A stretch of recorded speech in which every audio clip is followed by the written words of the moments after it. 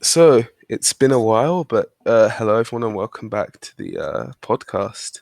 We've been, sort of troubled over the last few weeks, so we've had a bit of a rocky history, but we're glad to be back. As always, I'm your host, MZ. I am, as always, secondary host, And we're going to Spuds get of the Apocalypse. NullNegative to come in. Expect him to arrive in about 5 or so minutes and then hear the clanking of a plate and then some munching and then some I'm sorry guys, etc. Well, anyway, that's us. So why don't we start with the topic? So Spuds, what's the topic for today?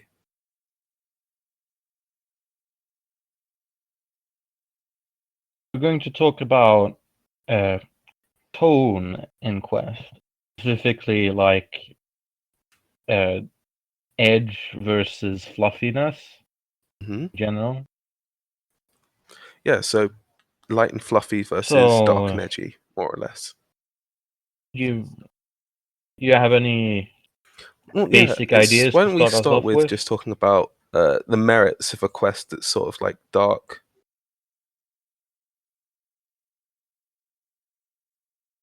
Like, Uh, You can use Linkin Park as good quest point. music.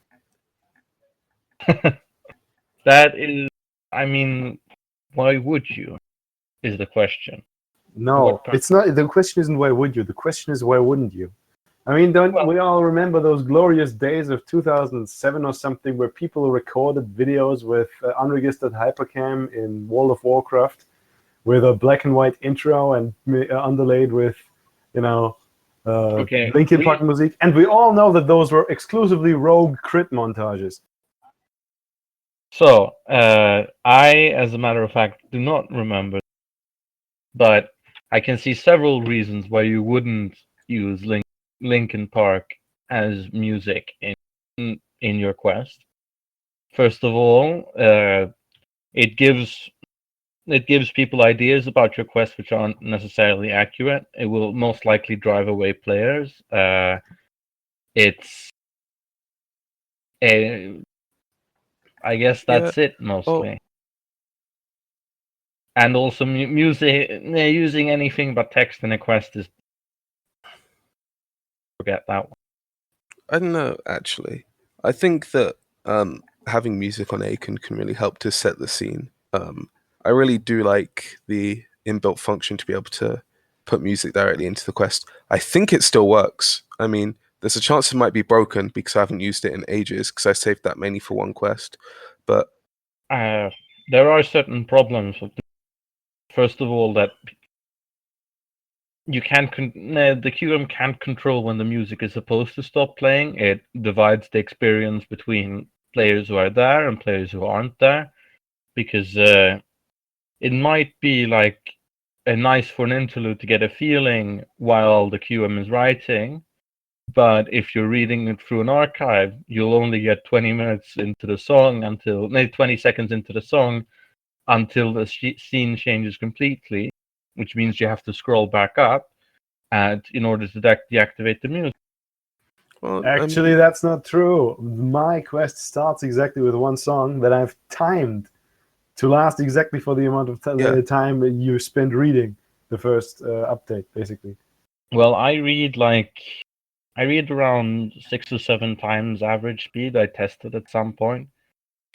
I'm not entirely sure, but you can try it out. You can't exactly. The point is, anyway, that you can't really rely on everybody reading at the same pace. Yeah, I guess to a certain extent that does work. But like, for example, when I used to do the Yu-Gi-Oh quest, rest in peace. Rip Saint. Yeah, so I did do music, like during anime moments, etc.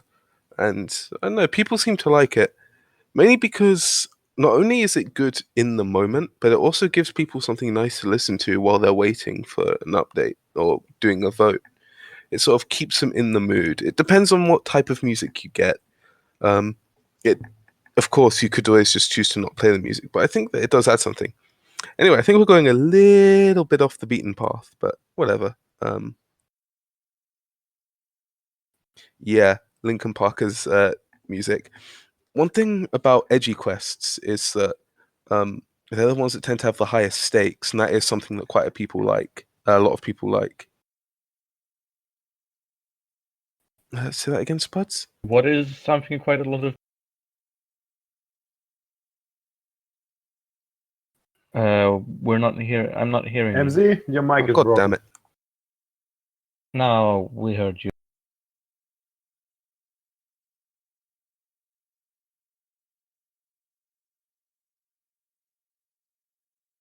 Well, welcome, ladies and gentlemen. The ride that never ends. Yeah, well, let's just keep going at the point where we stopped. Well, so Why would you like to write a very edgy quest? That's really the big question here. why would you like to write a real edgy quest? Well, I suppose, like, if you're not, it depends on how far you're going. Like, if you're going all out, it can be fun from like a sort of parody standpoint. How ridiculous can I make this? How far can I go? That sort of thing.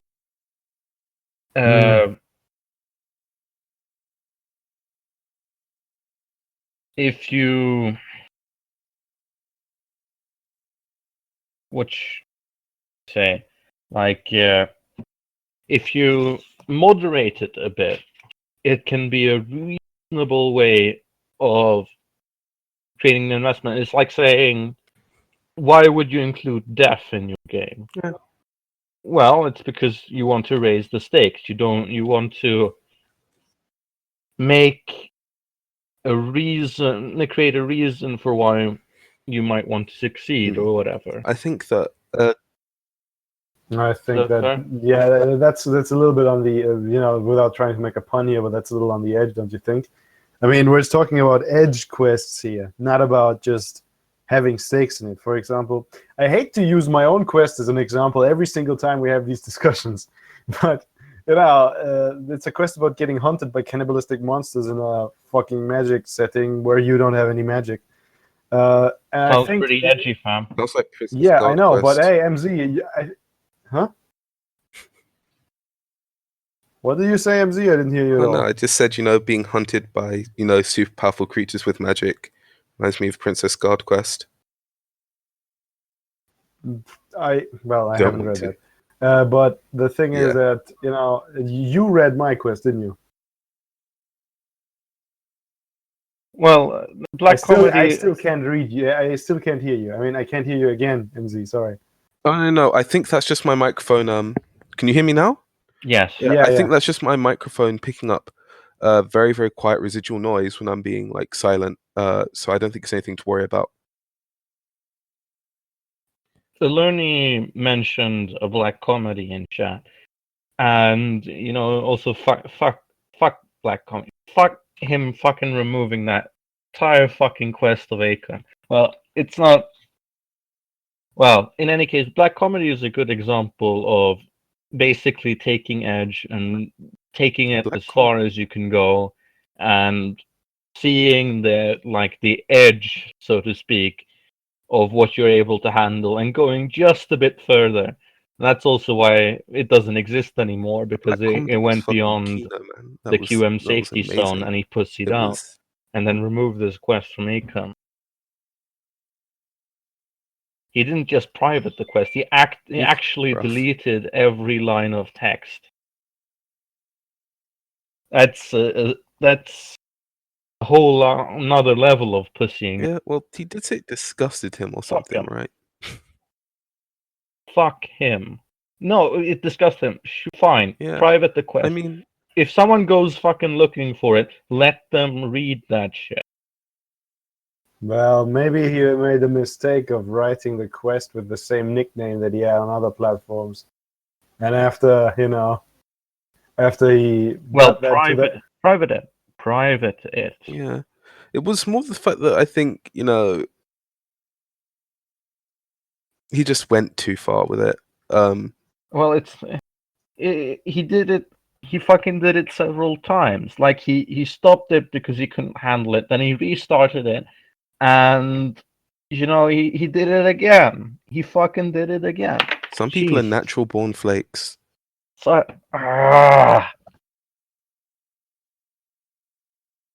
You know. No, he wasn't even whatever. He was a He fucking wrote like 80 flake. chapters There was of that barely quest anything or in a some black comedy. A shit. I black don't comedy even was really remember. short. Both iterations of it, 'cause he pussied out both times. Yeah, no, it was first the duration was The I think one with the 7 witch threads, and 6 threads. yeah, But that he was also wrote pretty another short. quest which Like he I don't think actually they even got out the he tower. actually It was just got somewhere with, which was also complete shit. So I don't remember its name. Yeah. What? Tower? well, Oh no. no, I was talking about Oh yeah, on probably. TG. He ran a quest for several dozen threads, which was shit. Yeah, I think that is an example of taking edge too Well, far, because that's just edge for edge's sake. well, edge for edge's sake is fun if you know that's what you're doing. You know, you can just chill. Well, no, I think that the whole I don't know. It always matters on the tone, you know.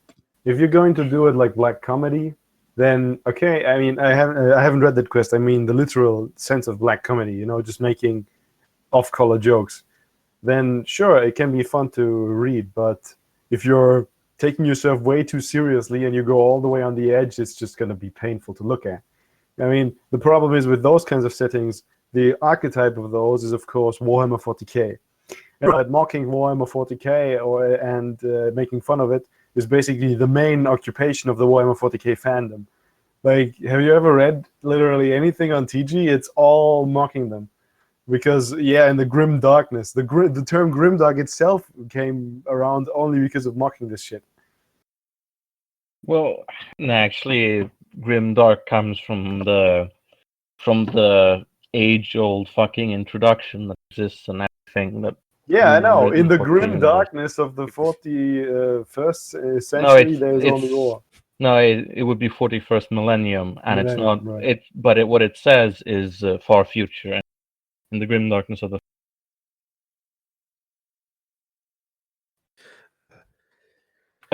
But so I mean, you can. There are some more right stories within that context, like, and I think that saying, "Oh no, Edge is dumb" or whatever, it takes away from the fact that some really good stories are pretty fucking edgy. Like a lot of people like Dark Knight's Joker, and he's the edgiest fucking Joker there's ever been, basically. I don't know. I thought the Killing Joke Joker was worse. I'll have you know, the best Joker that has ever appeared on any sort of media ever is the Joker from the Angry Video Game Nerd. I've never. I think I watched. I do not understand that.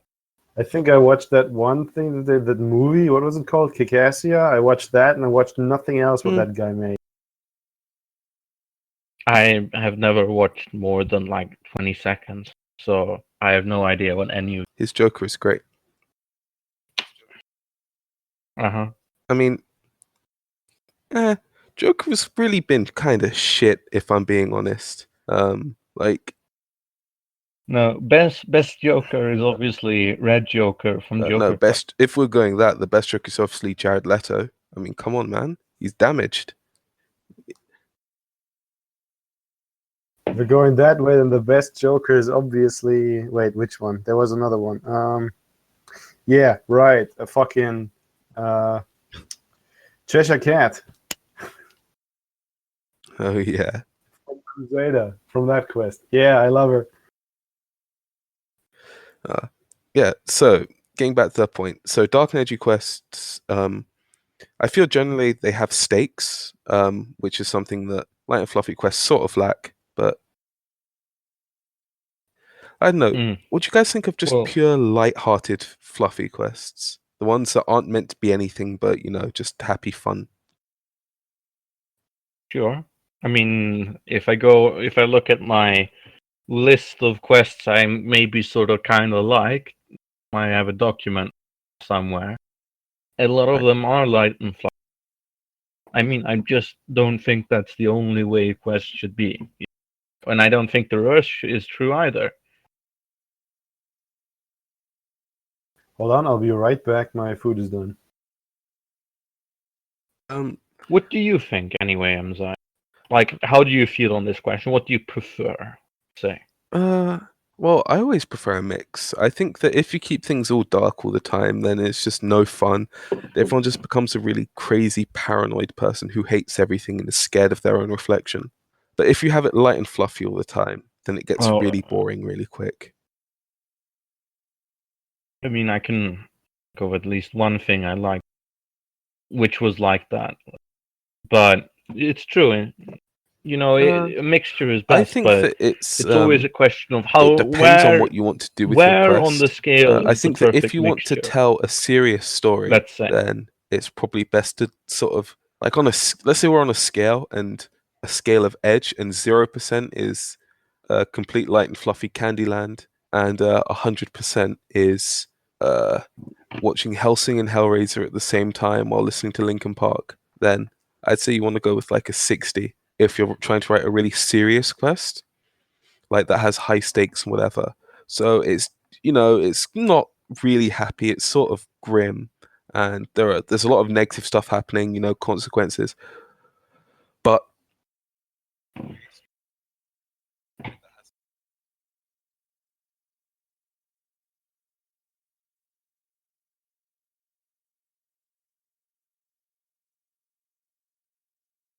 I'd say for me the balance shifts further to the right, maybe like a 70, 75. Like uh, shit's gonna happen to you, and you can't really stop it.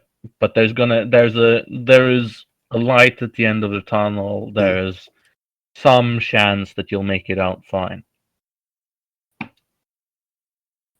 yeah, I guess it's all just about personal preference. If you're doing a serious story, then I think it is sometimes about personal preference. As for as for light and fluffy quests, I think that it's okay to have stakes sometimes, but generally speaking, to be quite light.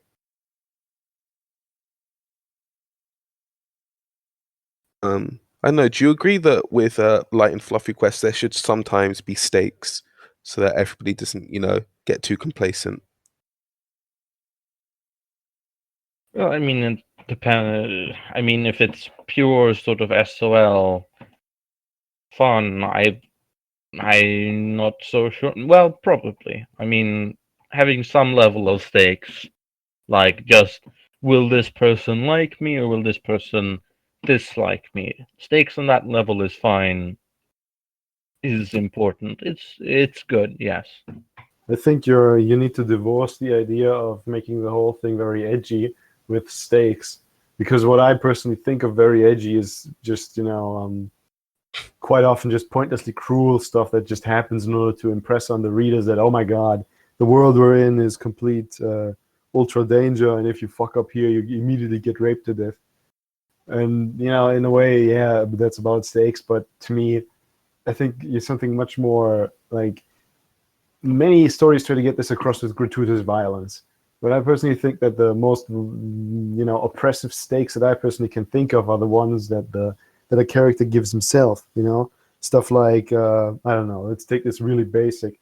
You look at a guy who wants to desperately get into a certain university, and he can't get in because he's got too bad grades or something, and he has to pass something special in order to get there. And then he fucking kills himself for months on end preparing for Yeah, the I exams think or something, and the stress drives him insane. That's stakes, and you didn't even have to rape anybody to death for it. I think going for, if you want stakes, you need to make it edgy, is kind of short sighted. No, but even if it's not necessary, even if it's far yeah, from necessary, there's a general association between you can fail there can be cost and personal cost to you, and a darker tone. These two things are Yeah. connected to some I extent. think one very key point to focus on is that how about instead of saying stakes, we say like I want to say I hate this fucking meme because of using it like in forced animation, but forced stakes, like where the stakes sort of feel artificial rather than being an organic part of the story. You mean like let's I go mean, even we're further on using the all the buzzwords, buzzwords today, but like yeah, actually, sort artificial of like that. difficulty. It's just like when you go into war, it's like, oh yeah, this world here wants to kill you. Why? Because fuck you. That's why. Um, that sort of artificial stakes, rather than the stakes coming about organically and sort of being grounded in realism.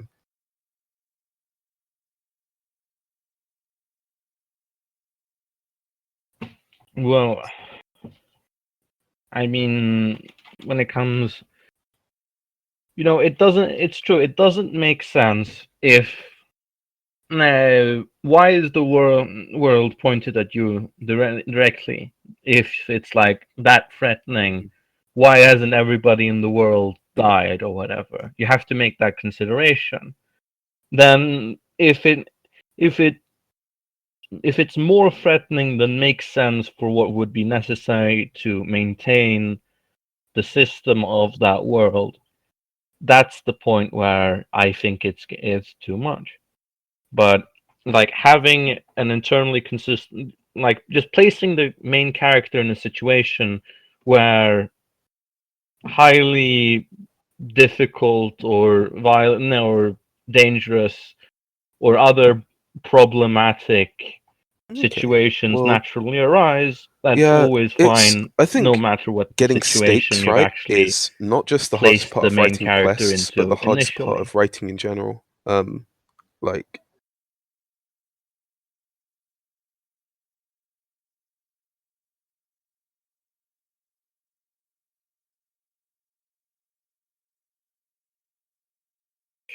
Sure, I think that's true. like Well, I think that's a place where a like lot of what I was writers going to fail. say Yeah. was I'm not sure if any of you guys have ever I'm just gonna use the shonen manga, like the big shonens as an example of this. Well, not just Naruto, right? But let's say Dragon Naruto. Ball Z. Like just sort of having escalating stakes is what really contributed to the decline Hmm. of the series near the end. And the same is with Bleach, and the same with fucking Naruto is retarded with it. Hmm. One Piece is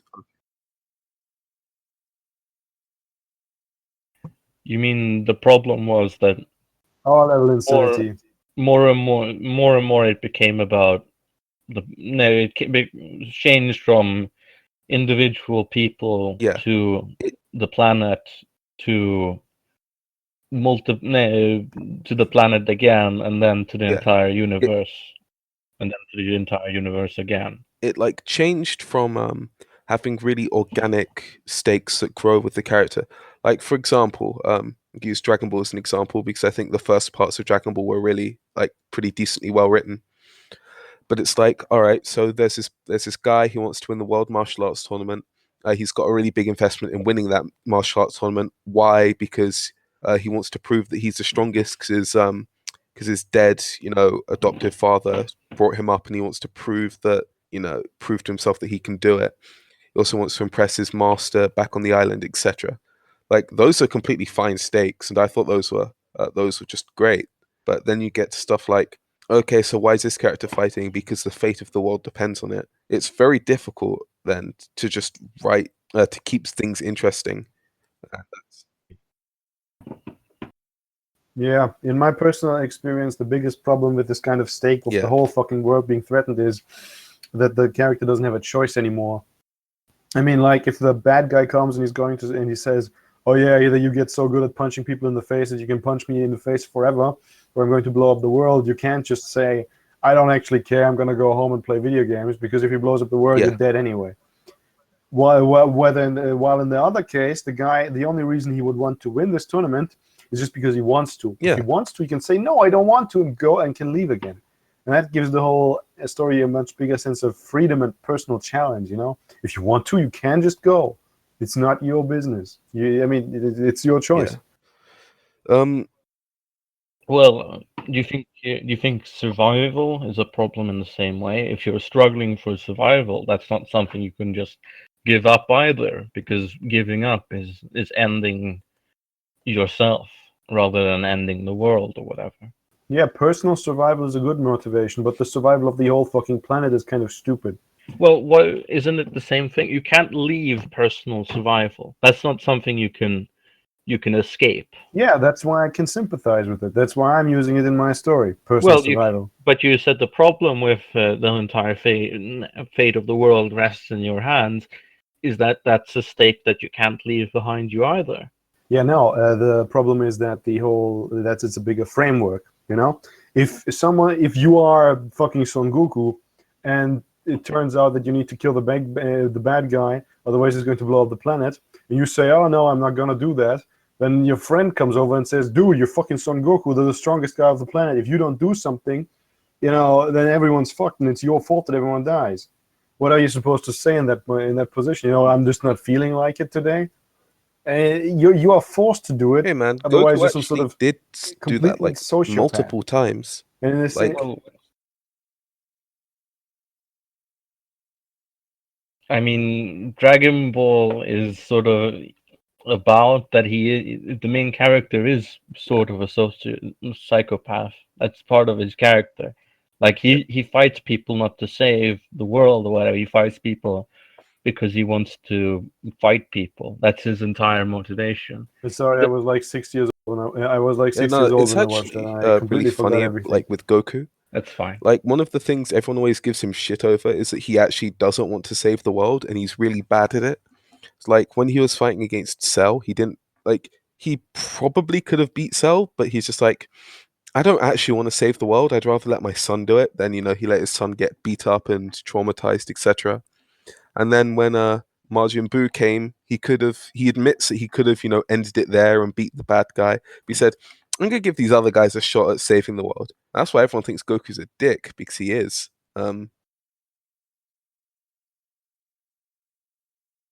Well, it's not just that. It's Yeah, also that he fucking wants to everybody give the bad guy a chance to power up, so he'll be more of a challenge later. Because Son Goku is a fucking dick. Hey, he just really likes fighting. And in his defense, though, he was dropped on his head as a baby. That is true. Anyway, just to finish on that, like, As you can see, you just proved my point for me. yeah, you do come. If you don't do it, you come across as just like a sociopathic dick. I think Exactly. honestly, the best solution is just to keep the stakes grounded and personal. Low and personal. Yeah. It's like, Well, that's something MZion has never Yeah, done, as far as I can I suck remember, at in writing any of stakes, his dude. quests. I'm terrible at writing. I don't understand why people bother to read my quests. They're awful.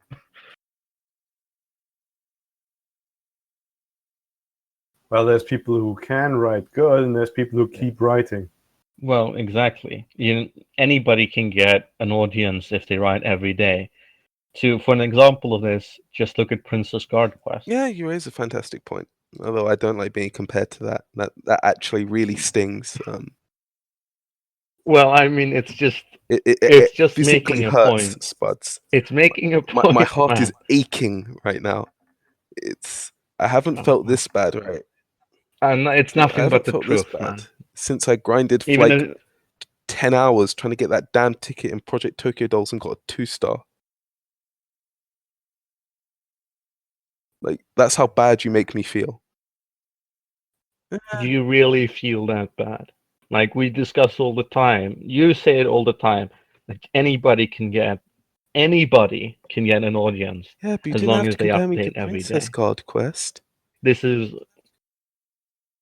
Well, it's the most poignant. The best example of this shit, because it's absolutely worthless and it attracted an audience of hundreds. Yeah, you're still not helping me with the whole comparing me to it thing. Dude, just stop. It's too painful. It's just it's the truth. It's Yeah, well, MZ can't handle the truth, so leave him alone. fine. Fucking hell, guys. No, Do you I'm need a fine. minute? Well, yeah. I guess the concepts I run don't really mesh too well with personal stakes.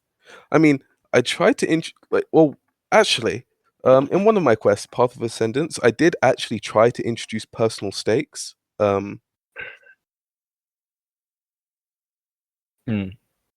Like, so what happened was the players, reason the story in that quest got started, right, was because the player's sister got, captured, missing in action, etc. So he goes out to find them, finds magical fetish suit, and wonderful adventures appear.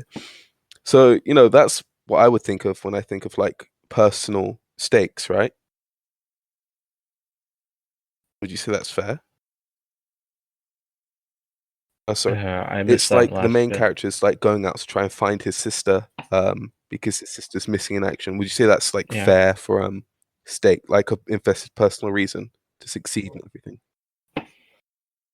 Well, it's like, why would the players well, care about the flashbacks. sister?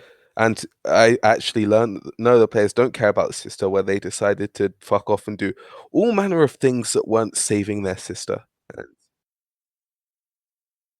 Well, that's why that's the point. Like, the character might care about the sister, but the players have never met this sister. They've never read a single line spoken by the sister. Yeah. This means that it creates dissonance between the values of the character and the value of the players, which means that the character starts acting like a retard. Yeah. I actually realized this, and I tried to fix it later on. Hey, hold on. The reason that many people didn't want to go for the sister was because every single bit of foreshadowing you dropped was basically that if you go with the sisters now, you're going to get raped by 80 giant pure strain dicks or something. And everyone was like, okay, we better power up before we go there. So we raised the power level. And then you adjusted the power level further up so that the sister was always out of range, basically. Honestly, the weird thing about that quest is like, quests are hard. Yeah, quests are really fucking hard, dude. So hard. And I think that regarding that quest, like the power level of the two people I statted up, like at the very beginning of the quest, as major bosses, are still the same as they were before. I've still got them like tucked away in a Google Doc somewhere. And I don't think I have a plan to change it. Like that power level is static. But yeah, I mean, is it? Like, no, I mean, are they going to be a joke by the time no, the probably not. players reach them? Which they won't, because you've Oh cancelled the no, I quest, I still think. But if they did, I'm going to go back to Path of Ascendance. Like I go back to all of my quests except for Yu-Gi-Oh. I dropped it forever because I didn't oh even my know you dude, you have dropped no idea Yu-Gi-Oh how hard permanently. writing duels is. I used to give shit all the time to the writers of the anime, saying, writing duels is not that hard. It is fucking hard work. Like duels in like a Yu-Gi-Oh thing. Like it's ridiculous. Writing I have what? to spend so much time thinking up card effects Of and course. situational cards. It's so fucking bullshit.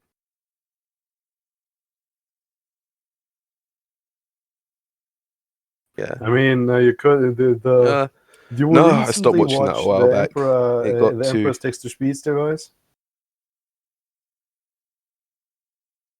You need to get back because they actually I had think I two watched the different first one. episodes based entirely on Yu-Gi-Oh.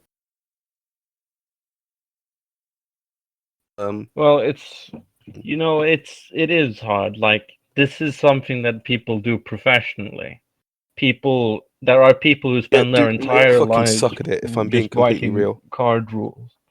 And while like what? they all suck at it. I don't know. I mean, there are card games which are fun. Yeah. Well, yeah, but let's be real. hard job. Every fucking every game where this kind of stuff is featured, when you actually play it, on the almost comp level, what it turns into is like, I mean, the MZ, you should know this the best. If you get to the comp level, you basically have like 2 or 5 decks at most that are viable, and every single one of them is built around cheesing something. And when you play the game, you're just going to end up in no in card repeated game matches is where people balanced. always Like cheese something. everyone always like says, oh, Magic is balanced or whatever, but it's a lie. Every card game has got this complete cheesy bullshit in it, which makes the game not fun to play. But they always try to hide around it. Like if you were playing,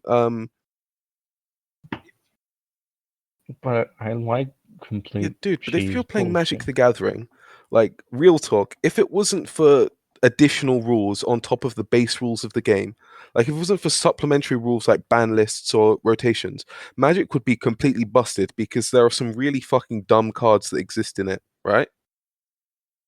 Well, I mean, Yeah, and Legacy is Legacy stupid. is that format. It works. It's actually supposed to be Yeah, one of the best formats if you have $10,000 to blow. I don't know, dude. Look, Black Lotus is retarded. I actually cannot believe they printed that. And wasn't one of the cards like just like straight up draw 3? I Yeah, think. Time Walk. Well, there's a card which is just take an extra turn. For 2, I think it was take an extra turn for 2. Yeah. It's dumb, like you said. Yeah, I always took the piss out of all of the card game people, but it's really difficult to Also, consistently do it. One thing that's also really hard is because one thing that Yu-Gi-Oh has is that you have to tell stories through duels rather than just like this is gonna sound retarded to somebody who has no idea what Yu-Gi-Oh is, right? But when people play card games, it's not always about just them playing the card games. It's the way they play has got a story to do with it as well. And their play style was supposed to reflect the character themselves. And that is so difficult to write.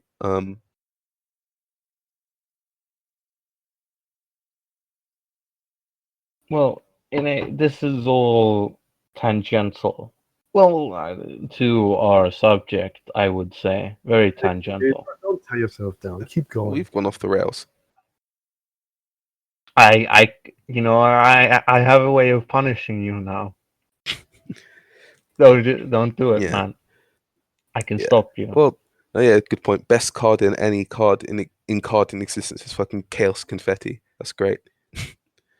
But yeah, if I'm being honest, like writing quests is very, very hard. And that's why I sometimes drop quests. And that's why I sometimes just run a completely So, different quest out of the blue. it's hard. Even though people are annoyed at me and want me to finish my old ones. Because like the old ones are fucking stressful. At some point quests become less fun and more work, which is when, I need a break. I need to try something new.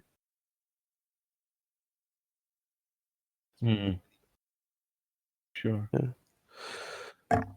But I guess quests feeling like work is an inevitability of having big questing systems. I think if you kept your quest super simple, you'd never have to deal with any bullshit like that.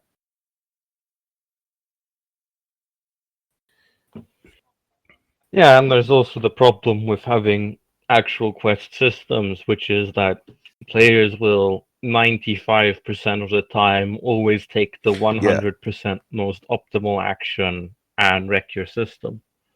Because players are very autistic in that way. Yeah. And also, Faceless in the chat brings up a fantastic reason as to why I'm probably not going to go back to Yu-Gi-Oh! Quest. Full disclosure, I skipped the dual segments of your Yu-Gi-Oh! Quest, MZ. I still don't really understand how it works. I thought best to leave to Anons who could. If I ever redo that quest, nobody is going to understand jack shit about how it works. You mean you aren't going to Well, no, because I actually did use the use Yu-Gi-Oh Yu-Gi-Oh! rules rules? for the You're just quest. It gonna was have just like a straight up port of Yu-Gi-Oh! bullshit But or if I whatever. did it now, nobody would understand how to play, which is it's sort of disheartening. There's 20 votes for Slice of Life. I have like, oh yeah, so what's your action now? And then suddenly fucking crickets chirping and everything.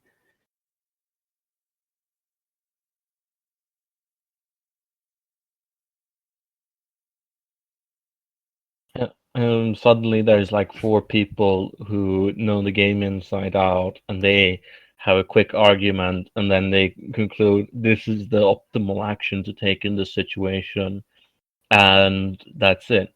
Yeah. But I think that quest more than anything else was a really good learning experience for me. It really To be honest, I like the dueling sections of that quest because I mean I had some level of understanding of what people did, and I didn't feel pressured to actually make a decision because I knew someone else would have my back. So I just sat back and enjoyed the hype or whatever when the main character inevitably destroyed whoever they were playing I against. mean, but again, that plays into the problem though, right?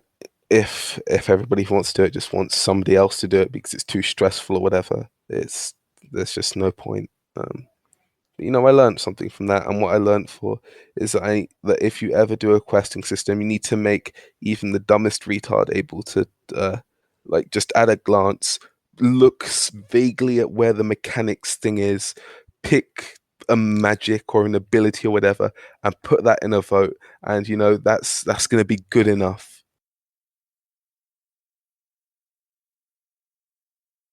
Right? I think.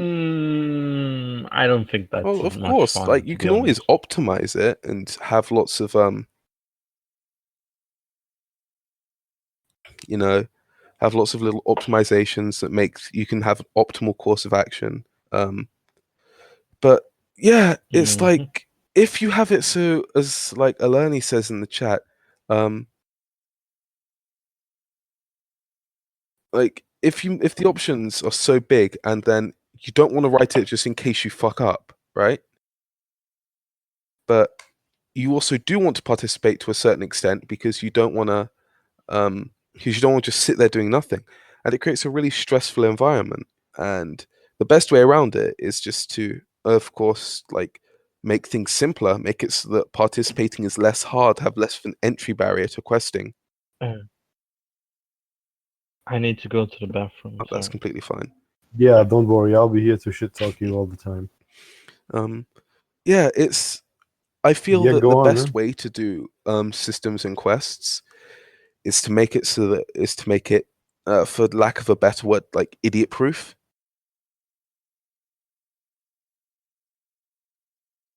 Like and have optimal solutions, which is completely fine. But if people there are different types of quest players, and I have an audience which is like super into smart and so on, which inevitably so your audience in general. Yeah, but that inevitably means that people aren't going to be as invested in everything that's not the smart. And it was a bitter pill to swallow, but I've sort of accepted that now. Hey, the reason that I still read the quest with the Hellhound, I forgot the name, which one it was right now, is because I actually find the aspect that we've got going now about helping Lilith not be completely fucking the mind dictator anymore is actually something that I find very appealing, and I want to go for that healing vein. Yeah, but it's different types of people prefer different things in quests, and you know, it's stressful. Like that's part of the reason why I don't run that quest as much anymore, because it's honestly the reason that I do my questing habits is because when I try to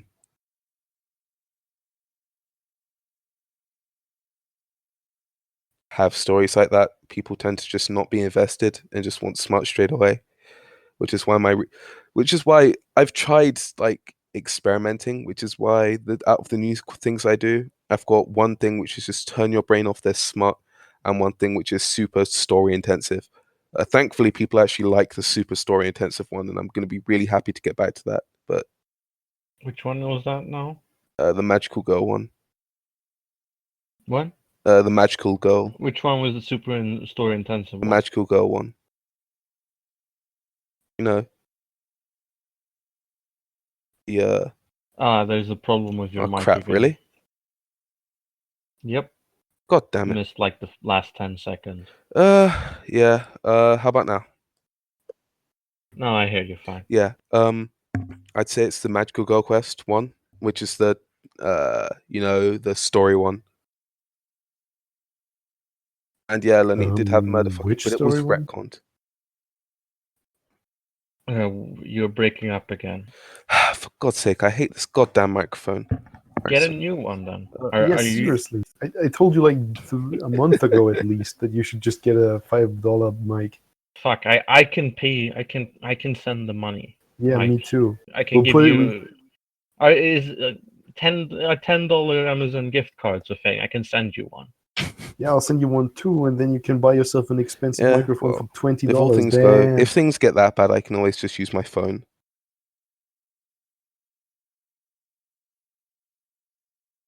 Yeah. That would just make the quality of the podcast worse. What quality? Exactly. But yeah, I remember the thing where murder It got fucking retconned, happened, right? and wait, didn't we get an upgrade that Oh was yeah, like this that doesn't was happen it. anymore? I just forgot about it. I still don't remember what. I still don't know what Oh, serious the story quest magical you're girl talking one. about. Magical Go girl. one? What? Oh yes. Oh Yeah, well, okay, but Asper's. that one is also But what do you that call one, it? I even mean, though it does have smut, also has the it still and does the try to main tell character is like a proper serious unrepentantly, story. And focused on the sex. I mean, maybe the readers don't want the sex so much, but the main character can't stop going on about asses.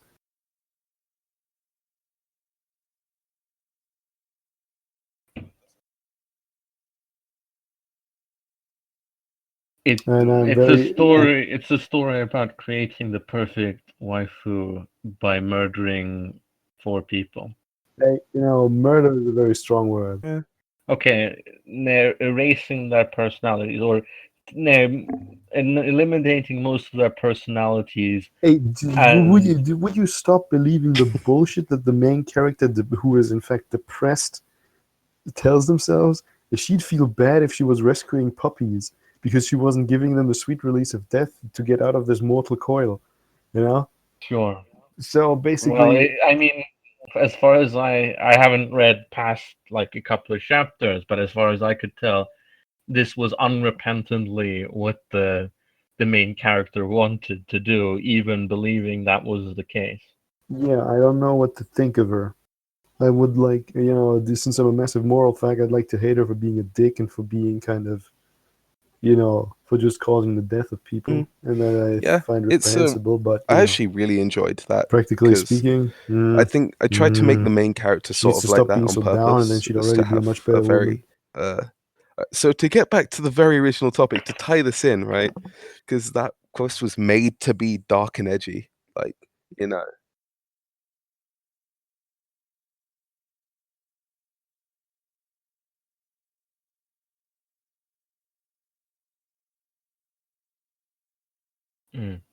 You do notice that when you start reading it. It's dark and edgy by design, and I don't try to shy away from it. And it's got high stakes and all that. But again, I don't think it I don't think having it be dark and edgy detracted from the story. But it sort of took the edge and made it its own.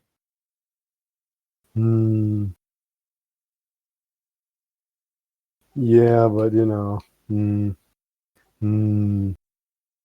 personally, I have to say that I only really get pissed when it hits the undeserving. Like that one time when she was frolicking through the destroyed remains of the facility, and she found this one janitor dude's corpse, and was like, "Oh, I knew this guy since he was 5 years old or something, and his father worked here." And she stole the cigarettes on his corpse and just kept skipping around. I was like, "Come the fuck on! Over exaggerate much." Yeah, she's a dick. Well, I don't know. My quest is sort of dark and edgy, I guess. Whatever.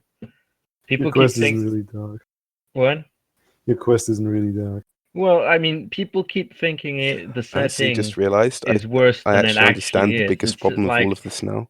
the biggest they problem with think, absolutely well, your everything in canon questing and fodder, like you're going to light and be fluffy versus dark and edgy you're is going that to real life be is dark and edgy. So uselessly spent. like to a certain But extent, you're canon always fodder gonna is have useful, you know. a certain amount of You're going to edginess be if we're being spent for realistic, valuable and I don't things. think You're that's not going something to we be can get thrown away away for from. nothing. Silly Mm. people.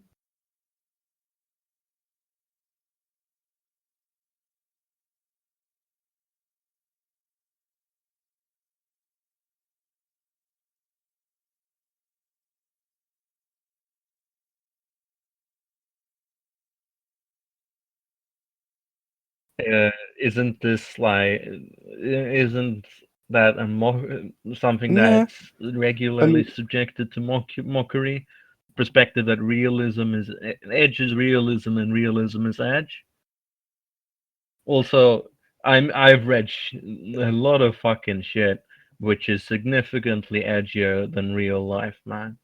Yeah, I mean, personally, I think it's like many questers have the problem of piling up like ludicrous amounts of sociopaths into stories that have like absolutely no sympathy and kill people for yeah, fun and dude. shit like that. In real life, Yeah, we call those those aren't things very common in companies. real life. Yeah. But Yeah, no, I mean, in those kinds of things, at least there's a reason. There's like a big machine that keeps turning and that dulls people down. But in many quests, it's like, hey, I'm just some fucking pedestrian. I'm going That's to called rape you or something like that. I mean, like, everyone is on a personal level evil. Like, come the fuck yeah, on. that's called the Middle Ages. Like, just like real life, am I right? like taking advantage of women in war zones is like a real thing. So, What? like, What did you no, say? like that all rape and stuff is actually like real. So Well, rape and stuff is real. How in common the is it in the modern day, statistically? That's the not question. not really common, but And it was like, if you study the statistics, it wasn't massively common. Like, it was more common for people to burn down entire villages, and then people would become prostitutes in order to survive. But rape, that was less common, you know. It wasn't anywhere fair near enough. universal. That's sort of just like a fantasy trope in general, I feel. Well, you'll say, oh, unless you live in the Middle East. Did you know that the current wars in the Middle East actually have the lowest, no, the highest proportion of men to women in terms of death tolls? Because Muslims have a real problem with shooting women, as it turns out. Yeah. That's the sort of thing you have to consider in these factors. Saying rape is socially acceptable, that's not true. Like, people get hanged and shit for rape in the Middle East all the time. Like, because it's a form of adultery, and all adultery is harshly punished in the Middle East, whether it's rape or it's normal. Because by definition, adultery is rape in the Middle East. That's how the laws work, Sharia law.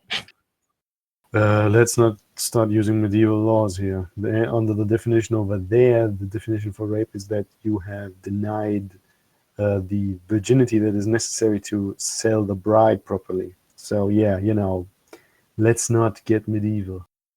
Well, I'm talking about the laws which are being applied in war zones in Yes, not that's just in war exactly zones. that's exactly what I said. Let's not be medieval. Yeah. Yes, exactly. But if that wasn't an accurate definition of rape under Sharia law. Married women can be raped by people other than their husbands, for example. Adultery is rape of a woman by definition in that religion, even if it's by our standards, it would be the woman doing the raping. Yeah. Fun thing to consider. But that's the point. Like, people take like the worst aspects of of real life that actually do happen, and then they portray them constantly. Yeah, I think that we can agree that that might be the problem then. That instead of it featuring at all. It features too often. Yeah, definitely. Yeah. Well, Yes. as it turns out, dudes, it's been just about an hour, just slightly under an hour. So what do you guys think about wrapping? Well, it's been 15 minutes, but sure. Actually, let's see when I did What? pod on. Ask your Just give me a question. sec. I'm just scrolling up to see when I actually put pod on. Yeah, no, pod on went on at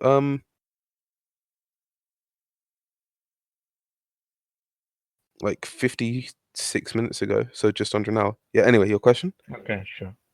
No, you were Oh gonna no, say it was were just going to say something. pointless. I Don't wanted to worry. hear it. I was just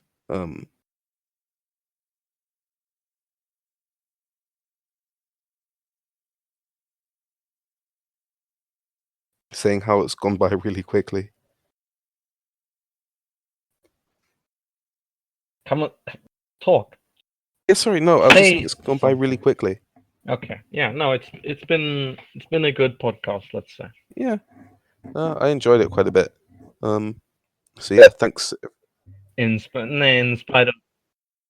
of me bullying. insulting you in the worst Yeah, imaginable top way. bully. All right.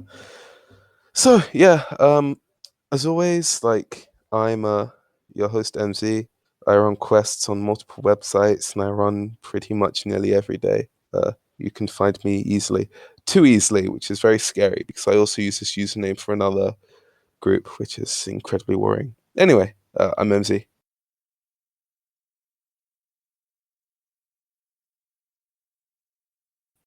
I'm Spuds of the Apocalypse. I run Dogs of War. It's unironic isekai.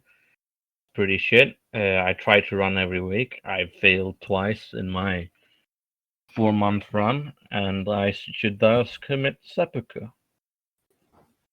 I am, well, in this podcast I'm Swag, and on the site I'm NullNegative. I run a quest about being a conscript lost in bullshit magical Toho land, and just trying to get by and trying to get the fuck out of there.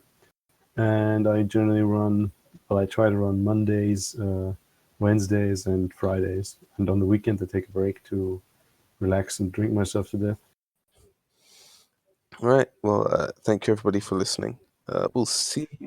MZion, you're basically the writer of Princess Guard Quest. There's no difference between you and Oh, him. dude, fuck you, man. When are you gonna write when are you gonna write your light novel, or rather, say you're going to write a light novel based on one of your quests and never deliver, because that's the sort of person you are.